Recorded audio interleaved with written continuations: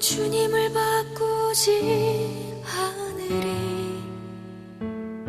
다른 어떤 오늘도 거룩한 주 앞에 예배하는 여러분에게 하늘의 신실한 은혜가 충만하기를 주의 이름으로 축복합니다.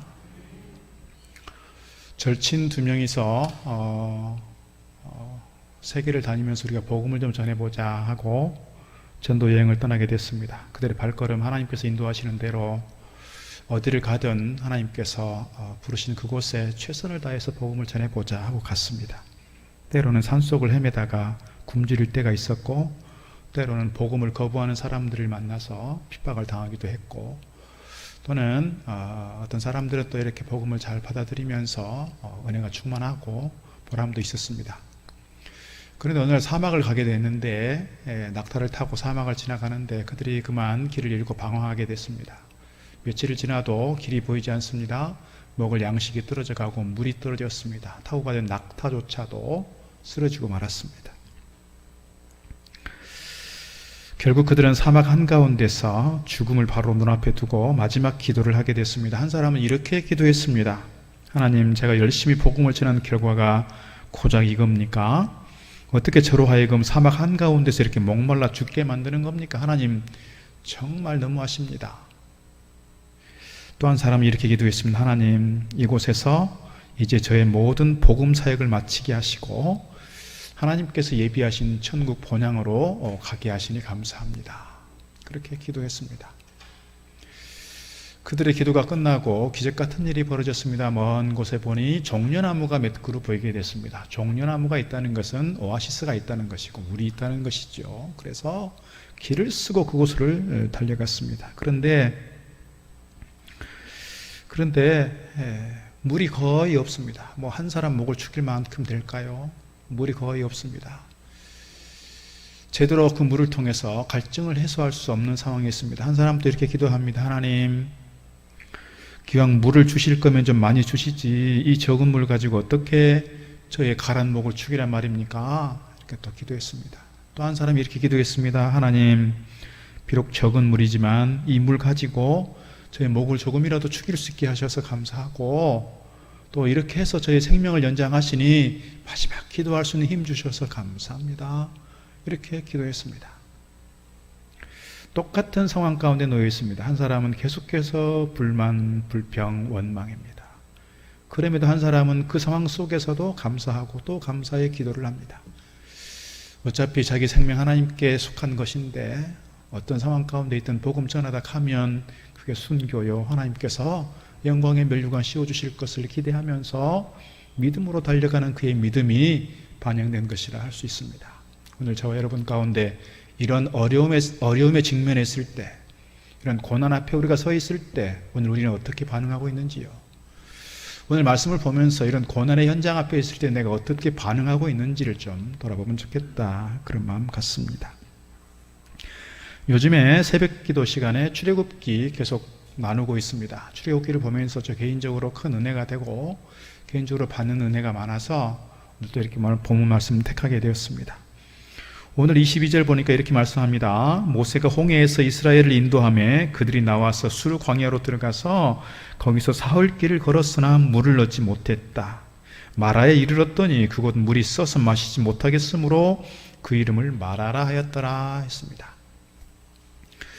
하나님께서 430년 동안 노예 생활했던 그 이스라엘 백성들에 대해서 긍휼히 여기는 마음이 있었고 또 아브라함 때부터 택한 백성 삼으셨으니 그들이 고통 중에 부르짖을 때 고통스러워할 때 하나님께서 그 부르짖음을 고통하는 소리를 들으셨고 이제 때가 되었구나 싶어서 모세를 불러서 모세로 하여금 바로 앞에 서게 했고 바로의 그 완악한 마음 때문에 백성들을 내보내주지 않으니 10가지 재앙을 내렸습니다.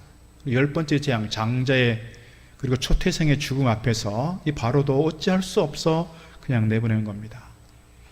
그래서 이스라엘 백성들이 이제는 자유를 얻게 되었습니다. 해방을 갖게 되었습니다. 더 이상 노예가 아닙니다. 얼마나 큰 기쁨이었을까요? 얼마나 큰 감격이었을까요? 우리가 8.15 광복절 때 온 백성들이 태극기를 들고 만세를 외치고 거리거리 쏟아져 나와서 그렇게 불렀던 그 만세가 좀 이렇게 오버랩 되는 것 같습니다. 너무너무 기뻤을 거예요. 그런데 얼마 가지 않아서 하나님께서 그들을 지름길로 인도하지 않고 이렇게 홍해 앞으로 가게 하는 거예요. 홍해를 건너서 또 광야로 가고 또 광야로 가고 광야로 가고. 홍해 앞에 있을 때 뭡니까? 앞에는 바다가 있습니다. 양옆에는 바위산들이 있습니다. 뒤에는 애굽 군대가 추격해 옵니다. 그때 하나님께서 모세를 통해서 홍해를 가르게 하시고 홍해를 건너게 됩니다. 홍해를 건너고 나서 이스라엘 백성들이 모두가 춤을 추며 노래하며 하나님을 찬양했습니다. 이것이 15장 앞부분에 있는 내용이에요. 홍해를 건너면서 하나님을 찬양했던 저들이 이제 사흘 갔습니다. 사흘. 한 달도 아니고 일주일도 아니고 이제 3일 길을 간 겁니다. 그 3일 길을 가는 동안 그들이 마셨던 물들이 다 떨어졌어요. 물들만이 아니고 곡식도 떨어졌을지 모르겠어요. 그래서 목말라던 저들 앞에 한 우물이 나타났는데 그곳이 어디냐? 마라였어요. 마라는 쓴 물이란 뜻이에요. 사람들이 벌컥벌컥 마셨을 거예요. 이 물이 도대체 마셔도 되는 물인지 아닌지도 보지도 않고 그저 마셨더니 사람들이 물을 마신 사람들마다 토악질을 하고 구토를 하고 다 바닥에 나뒹굴었을 거예요. 그때 백성들의 반응이 어떤지를 오늘 본문에서 보여주고 있습니다. 오늘 특별히 이런 시간적 또는 공간적 배경을 가지고 있다는 걸 기억하고 오늘 본문을 통해서 하나님께서 이 시대를 살아가는 우리에게 주신 메시지가 있다. 저는 그렇게 믿습니다. 오늘 주신 메시지를 함께 경청하고 오늘 내 자신을 좀 새롭게 돌아볼 수 있는 귀한 시간 될 수 있기를 주의 이름으로 축복합니다. 첫 번째 드리고 싶은 말씀은 광야의 고난은 하나님의 시험이라는 것입니다. 하나님께서 오늘 이스라엘 백성들을 지름길로 가면 열흘이면 가고 빨리 가면 일주일이면 가는 그 거리인데 하나님께서 그곳으로 인도하시지 않고 광야로 돌리고 있어요. 광야로 돌려요. 오늘 수르 광야를 지납니다. 오늘 본문이 지나면 그리고 신 광야를 지나고 신의 광야를 지나고 또 가데스 바네아까지 계속해서 광야에서 40년 동안 방황하게 합니다. 왜 하나님께서 이스라엘 백성들로 하여금 이렇게 광야로 인도하셨을까요? 지름길로 가지 않게 하고. 그 이유가 시험을 주시는 이유인데 그것이 하나님의 시험이라고 하는 거예요. 하나님께서 어떤 의도를 가지고 그들에게 시험하셨다는 거예요. 오늘 25절에서 이렇게 말씀합니다. 모세가 여호와께 부르짖었더니 여호와께서 그에게 한 나무를 가리키시니 그가 물에 던지니 물이 달게 되었더라. 거기서 여호와께서 그들을 위하여 법도와 율례를 정하시고 그들을 시험하실세 그랬어요. 그들을 하나님께서 시험하셨다는 거예요. 근데 하나님께서 그들을 시험하셨을 때 이스라엘 백성들을 골탕 먹이려고 너네들 한번 고생해봐라 이렇게 시험하신 것이 아니라는 거예요. 신명기 8장의 말씀 보게 되면 뭐예요? 그들을 시험하시는 목적은 결국 마침내 그들에게 복을 주시려 함이라 그랬어요. 하나님께서 오늘 우리에게 고난의 길을 가게 하신 것은, 오늘 우리로 하여금 마라를 만나게 하시는 것은 하나님께서 오늘 우리에게 혼나봐라 이게 아니고 오늘 우리로 하여금 결국 그 고난의 과정을 잘 견디고 나면 우리에게 뭐가요? 하나님께서 예비하신 복이 있다는 것을 말씀하는 거예요. 오늘 우리가 고난 가운데 있을 때 이 고난이 내가 정말 이 땅 가운데서 어떻게 보면 만나기 싫은 고난일 수 있어요. 내가 정말 접하고 싶지 않는 그런 일이에요.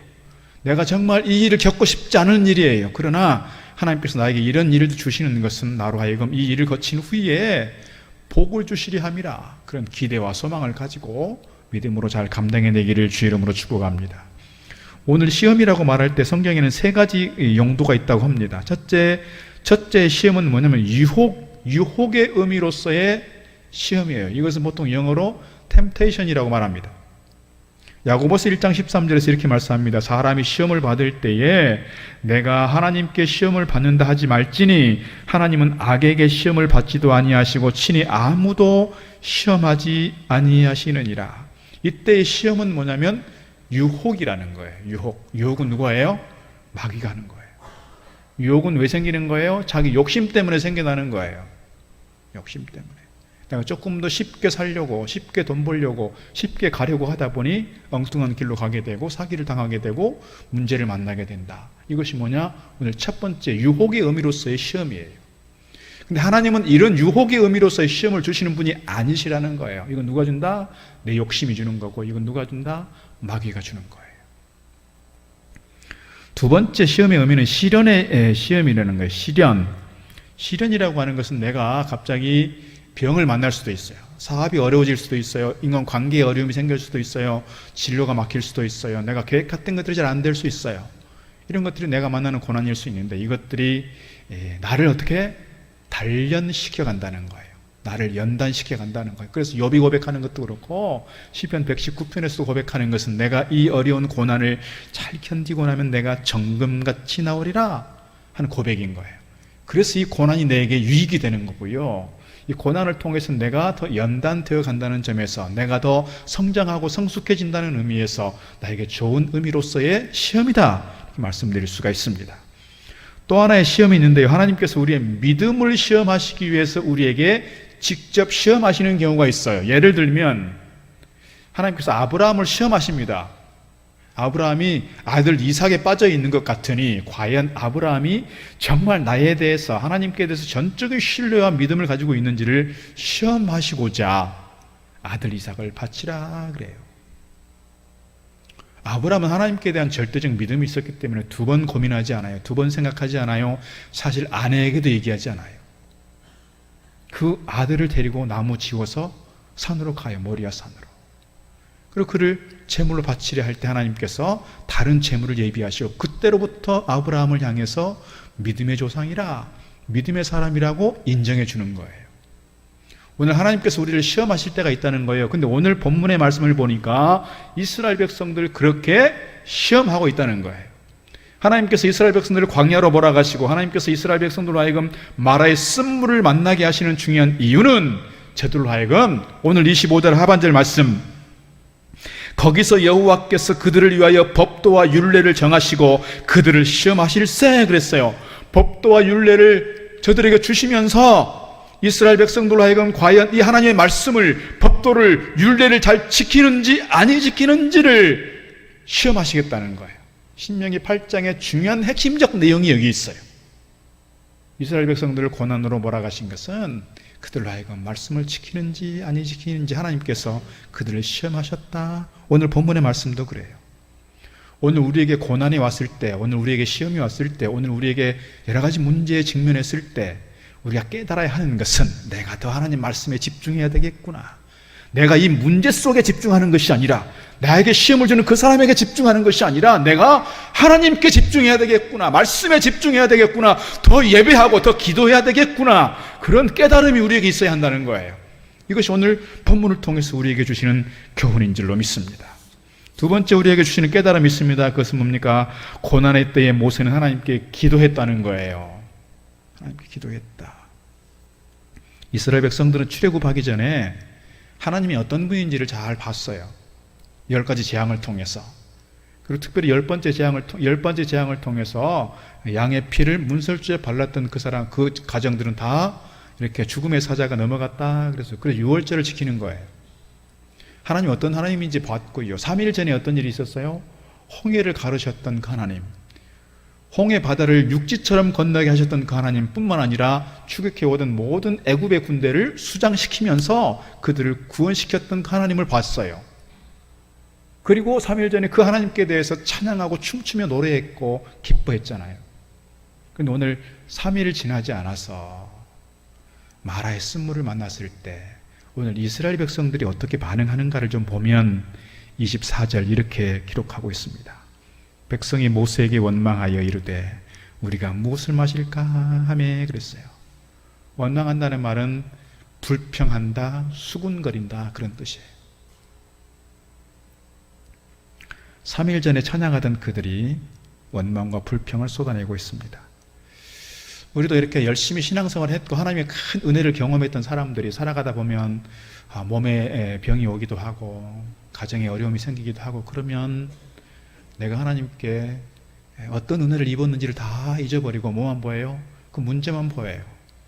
그러니까 믿음도 떠나버리고 교회도 떠나게 되고 신앙을 떠나게 되는 경우들을 종종 보게 됩니다. 교회도 필요 없고 하나님을 믿어봤자 쓸데가 없구나. 기도해봤자 아무 소용이 없구나. 그렇게 반응하는 분들이 있더라 그 말이에요. 오늘 24절 보면 누구를 원망합니까? 모세를 원망합니다. 모세를 원망한다는 얘기는 결국 누구를 원망하는 거예요? 하나님을 원망하는 거예요. 여러분 모세가 무슨 죄가 있습니까 여러분? 모세를 하나님께서 부르셨을 때 모세가 선뜻 저 가겠습니다, 저 보내주십시오, 이렇게 답하지 않았어요. 이사야 같은 경우에는 정말 소명감을 가지고, 불타오르는 소명감을 가지고 이렇게 복음을 전했잖아요. 근데 모세는 그렇지 않았어요. 모세는 하나님께서 너 가야 돼 할 때마다 저 못 갑니다. 그러니까 지팡이를 던져봐라, 뱀이 되게 했고, 다시 거두니까 지팡이가 되고, 네 손 넣어봐라, 그러니까 한센병이 오고, 다시 넣어봐라, 그러니까 다시 원상태로 되고, 이런 일들이 있었단 말이죠. 그러니까 할 수 없이 사실은 모세가 간 거예요. 그런데 사람들이 누구를 원망해요? 모세를 원망해요. 모세가 얼마나 억울했을까요? 모세의 마음이 어땠을까요? 많이 괴로웠을 거예요. 하나님께서 나를 이렇게 억지로 부르시니 내가 이렇게 욕을 먹어야 됩니까? 내가 이렇게 원망을 드려야 됩니까? 하나님 도대체 왜 나를 이렇게 부르셨습니까? 그런 인간적 마음도 있었을지 몰라요. 저 같으면 아마 그랬을 것 같습니다. 그런 상황 속에서 모세는 사실 백성들에 대해서 막 혼을 내고, 백성들에 대해서 막 화를 내고 할 것 같은데, 백성들에 대해서 원망하거나 화를 내지 않아요. 하나님께 가요. 그래서 25절 보면 25절에서 모세가 여호와께 부르짖었더니 그랬어요. 모세가 여호와께 부르짖었더니. 여러분, 문제가 있을 때, 나를 힘들게 하는 사람이 있을 때, 괴로운 일들이 생겼을 때, 그 문제, 그 사람에 집중하지 마시고 하나님을 찾고 하나님께 기도하는 믿음의 용사들 되기를 바랍니다. 우리가 지난 시간 돌아보면 살아온 모든 것이 하나님의 은혜입니다. 그 중에 가장 소중한 것은 우리로 하여금 생명 얻게 하셨고 천국 백성 되게 하신 겁니다. 오늘 이스라엘 백성들이 저들에게 자유를 주신 하나님에 대해서, 해방을 주신 하나님에 대해서, 홍해를 건너게 하시는 그 하나님에 대해서 조금이라도 기억했다면, 조금이라도 생각을 했더라면 이렇게 원망하고 있지는 않았을 거예요. 하나님을 찾았을 거예요. 10가지 재앙을 통해서 하나님의 능력이 무엇인가를 보여주셨고, 홍해를 통해서 어떤 하나님의 능력이 있는지를 보았으면 그들이 하나님을 찾았어야 마땅해요. 그래, 조그만 불편한 일이 생기면 홍해바다 앞에서 막 모세를 원망하고 모세를 잡아 죽이려고 하고, 모세를 붙잡아다가 애굽 군대하고 딜을 하려고 하고, 모세를 잡아줄 테니 우리를 살려주시오, 이렇게 거래를 하려고 하잖아요. 또 3일 지나서 또 이렇게 불평해요. 이게 뭐예요? 노예 근성이에요. 노예 근성. 아직은 하나님의 거룩한 백성으로서의 자의식이 부족한 거예요. 하나님의 은혜에 대한 기억이 자꾸 생각나지 않아요. 뭐만 자꾸 생각이 나요? 자기 힘든 것만 자꾸 생각이 나요. 힘든 것만. 원망할 힘과 원망할 입술이 있다면 그 입술로, 그 힘으로 하나님께 기도하고 하나님께 나아가는 저와 여러분 되기를 주의 이름으로 축복합니다. 우리가 고난의 때를 만나 힘들고 지쳐 있다면 이때가 기도해야 될 때인 줄 압니다. 기도하면서 하나님의 뜻을 묻고, 기도하면서 말씀 안에 서가는 저와 여러분 되기를 주의 이름으로 축복합니다. 세 번째로 주시는 말씀, 고난의 때의 말씀을 따라 믿음으로 행해야 된다는 거예요. 오늘 마라의 쓴물 앞에서 백성들은 모세만 원망하고 있습니다. 그러나 모세는 기도합니다. 그때 하나님께서 한 나무를 지시하십니다. 25절의 말씀이 그거잖아요. 하나님께서 한 나무를 지시하셨다 그랬어요. 하나님께서 한 나무를 지시하셨는데, 모세는 하나님께서 지시하신 그 나무를 보면서 어떤 생각을 한 거예요? 하나님께서 이 나무를 우물에 던지라고 하시는구나, 이렇게 생각을 한 거예요. 하나님께서 나무를 지시하시면서 이 나무를 한번 던져봐, 그러면 쓴물이 단물로 바뀔 거야, 이렇게 말씀하시지 않았어요. 홍해를 가르칠 때도 지팡이를 한번 방향을 지시해봐라, 그렇게만 했지, 네가 지팡이로 지시를 하면 홍해 물이 갈라질 거야, 이렇게 말씀하시지 않았어요. 모세는 뭐만 했어요? 하나님께서 말씀하시는 것을 긍정적인 신앙의 힘으로 해석했고요, 그 말씀을 따라 순종했어요. 순종을 했더니 홍해가 갈라지게 되었고, 순종을 했더니 마라의 쓴물이 단물로 바뀌어가는 역사가 있었어요.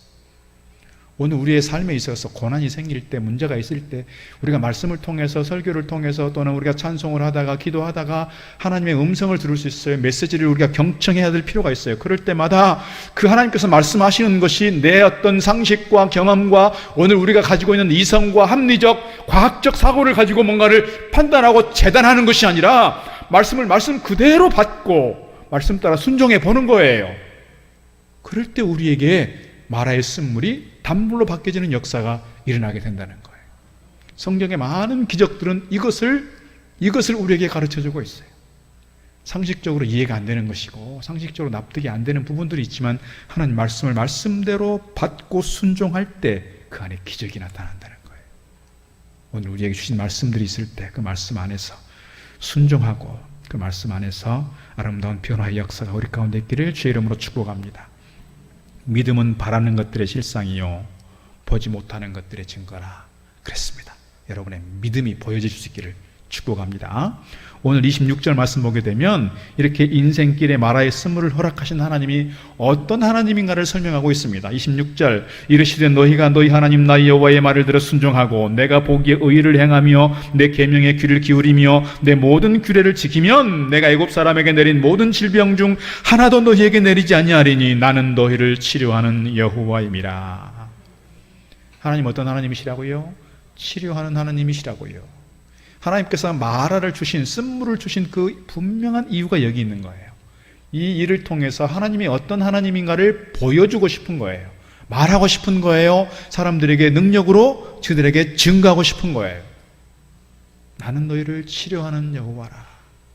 하나님께서는 약속하시는, 아브라함 때부터 약속을 주셨고 약속을 계속해서 성취해 가시는 하나님이에요. 오늘 치료하는 여호와라고 말할 때 하나님은 오늘 우리 가운데도 치료하는 은혜를 베풀어 주시는 줄로 믿습니다. 오늘 우리가 가지고 있는 영혼의 병과 마음의 병과 육신의 병도 고치시는 하나님이신 줄 믿습니다. 교만하고 자각 증상도 없이 끊임없이 원망하는 이스라엘 백성들의 그 원망하는 질병을 고치시는 하나님, 우리의 하나님이신 줄 믿습니다. 이 마라에 대해서 성경에 상징적으로 쓰이는 곳이 있습니다. 룻기를 보면 룻의 시어머니 나오미가 남편과 또 두 아들들을 데리고 베들레헴에 흉년이 오니 그곳에 살기가 힘들어서 모압 땅으로 이민을 갑니다. 오늘 우리로 말하면 우리나라가 전쟁의 위협도 있고 경제도 어려우니까 어디로 가는 거예요? 일본으로 가고 호주로 가고 뭐 미국이나 카나다로 이렇게 가는 거예요. 가는 게 충분히 가능하죠, 사실은. 근데 그때 당시에 이스라엘은 모압 땅이면 이방 땅이었어요. 이방 땅. 어쨌거나 하여튼 이방 땅으로 갔는데 불행하게도 남편을 떠나보냅니다. 두 아들 모압 여인들과 결혼을 시켰는데 두 아들들 또 죽습니다. 두 며느리만 남아서 며느리들에게 너희들 고향으로 가라. 근데 하나는 가고 하나는 남았어요. 어머님이 하나님이 내 하나님이 됩니다.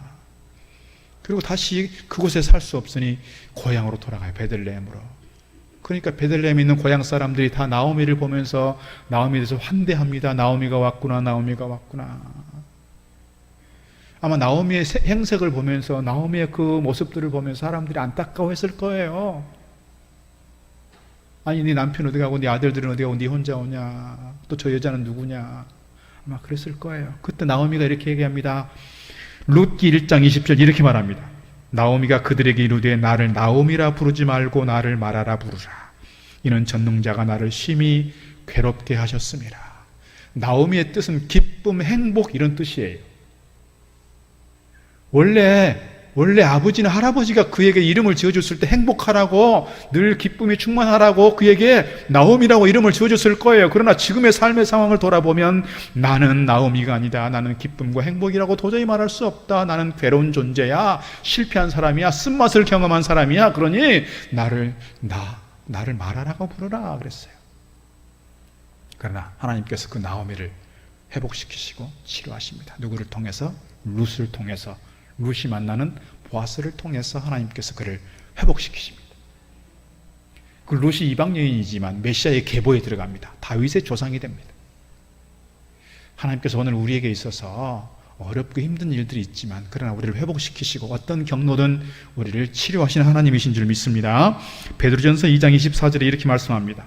친히 나무에 달려 그 몸으로 우리 죄를 담당하셨으니 이는 우리로 죄에 대하여 죽고 의에 대하여 살게 하려 하심이라. 저가 채찍에 맞음으로 너희는 남을 입었다. 우리 주님께서 우리를 대신하여 십자가를 지셨으니 우리의 모든 것을 담당하시는 그 주님, 우리를 치료하시는 주님이라고 말씀하고 있습니다. 이사야 58장에서도 이렇게 말씀합니다. 그리하면 너의 빛이 아침같이 비칠 것이며 너의 치료가 급속할 것이며 너의 의가 너의 앞에 행하고 여호와의 영광이 내 뒤에 호리하리니 그랬습니다. 말라기 4장 2절 내 이름을 경외하는 너희에게는 의로운 해가 떠올라서 치료하는 광선을 발하리니 너희가 나가서 외양간에서 나온 송아지같이 뛰리라. 우리가 걸을 수 없고 힘들고 어려운 가운데서 주저앉을 수밖에 없는 상황이지만 우리 하나님께서 우리 가운데 치료의 광선 비추어 주셔서 다시금 회복되고 송아지가 벌쩍벌쩍 뛰는 것처럼 뛰어다니는 그런 축복의 역사가 우리 가운데 있기를 바라겠습니다. 우리가 가끔씩 기르고 힘들고 어려울 때 하나님 과연 어디 계시는가, 하나님 과연 어떤 하나님이신가에 대한 회의가 될 때가 가끔씩 있습니다. 그러나 오늘 홀로코스트의 생존자인 엘리 비젤의 이야기를 좀 들을 필요가 있습니다. 사진 한번 보겠습니다.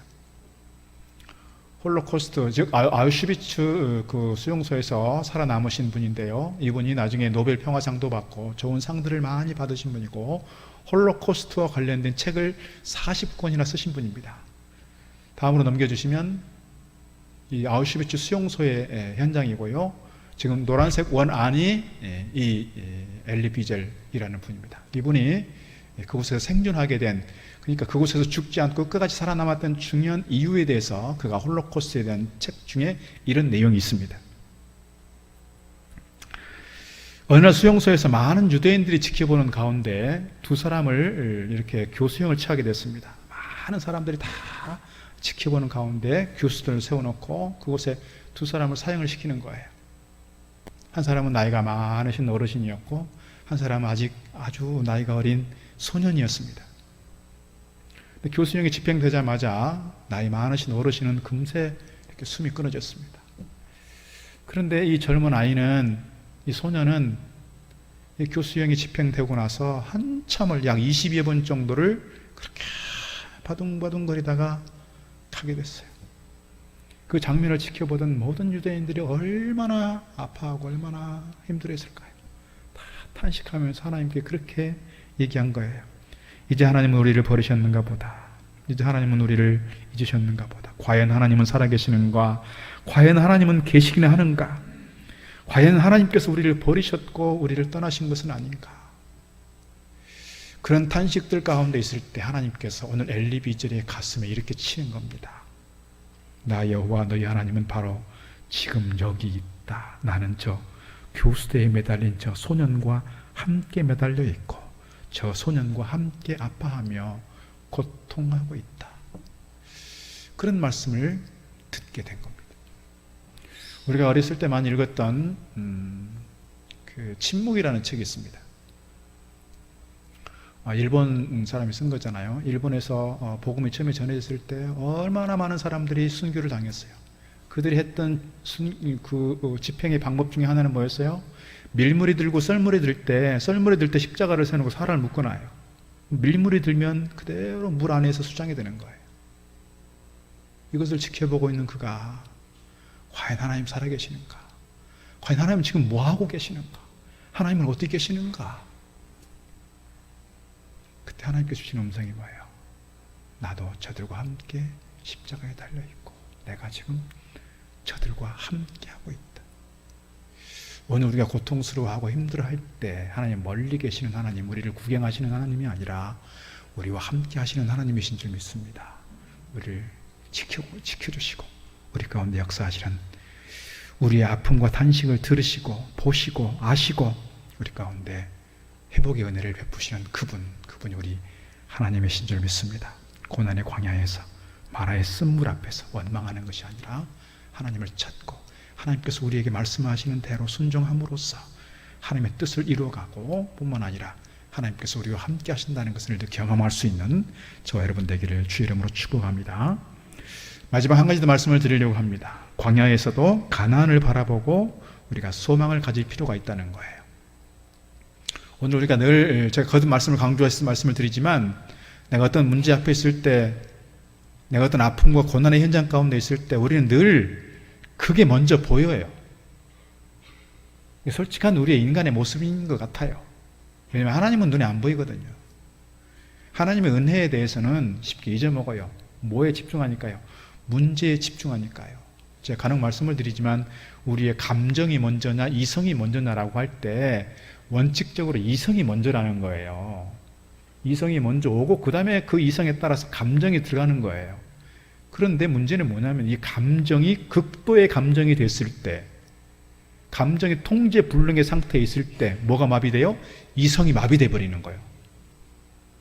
신앙도 마찬가지라는 거예요. 우리 신앙에 있어서도 하나님께서 우리에게 주신 은혜가 많아요. 지금까지 돌아보면 모든 것이 하나님의 은혜였어요. 그러니까 지금까지 지내온 거 다 하나님의 은혜라고 찬송을 해요. 그런데 우리가 어떤 문제 앞에 직면했을 때 그 문제 속에서 느끼는 내 감정이 너무너무 크니까 뭐가 마비가 돼버려요? 신앙이 마비가 돼버려요. 이성이 마비가 돼버려요. 생각이 마비가 돼버려요. 하나님을 다 잊어버려요. 그러니까 그 문제 속에서 헤매고 있고 그 문제 속에서 벗어나지 못해요. 오늘 그런 점에서 오늘 우리가 그 문제 속에 빠져드는 것이 아니라, 그 문제에 매몰되는 것이 아니라, 그 광야의 고통 속에서 신음하고 주저앉아 버리는 것이 아니라, 그럼에도 하나님을 바라볼 수 있어야 되고, 그럼에도 이 고난 이후를 내다볼 수 있는 그런 신앙적 안목이 우리에게 필요하다는 거예요. 오늘 하나님께서 마라의 쓴물을 주신 그 하나님께서 얼마 가지 않아서 뭐를 만나게 하냐면 엘림을 만나게 해요. 엘림. 27절 말씀이 이렇게 기록하고 있습니다. 그들이 엘림에 이르니 거기에 물샘 12과 종려나무 70그루가 있는지라 거기서 그들이 그 물 곁에 장막을 쳤다 그랬어요. 근데 엘림은 종려나무 70주가 있고 물샘이 12개가 있으니까 아주 그들이 뭐 풍족하게 다 해결할 수는 없는 것이겠지만, 그러나 그들에게 있어서 좋은 안식처가 되었고 쉼터가 되었어요. 그래서 그곳에 장막을 칩니다. 그러니 마라에서 엘림까지는 얼마나 떨어져 있느냐? 10km밖에 안 된다는 거예요. 10km면 1동에서 2동까지밖에 안 돼요. 낙타로 가면 2시간이면 가요. 보통 사람들이 3시간이면 충분히 걸어갈 수 있는 거리예요. 근데 뭐가 안 보였어요? 엘림이 안 보여요. 조금만 더 가면 엘림이 있으니까 마라에서 그렇게 원망하고 불평하고 앉아있을 이유가 없는데, 엘림이 안 보이니 이 쓴물 앞에서 그들이 괴로워하고 고통하고 불평하고 원망하는 거예요. 하나님께서 예비하신 엘림이 있고 그들에게 낙원 같은 패러다이스 같은 그런 곳이 있는데, 오늘 우리에게 있어서 고난에 있을 때 그 미래가 보이지 않으면, 하나님께서 우리에게 예비하신 그 복이, 그 희망이 보이지 않으면 우리는 그 여전히 이 마라 앞에서 우리는 원망할 수밖에 없고 불평할 수밖에 없다는 거예요.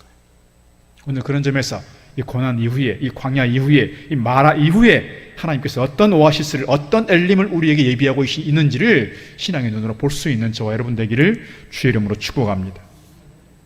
예레미야 29장 11절에서 이렇게 말씀합니다.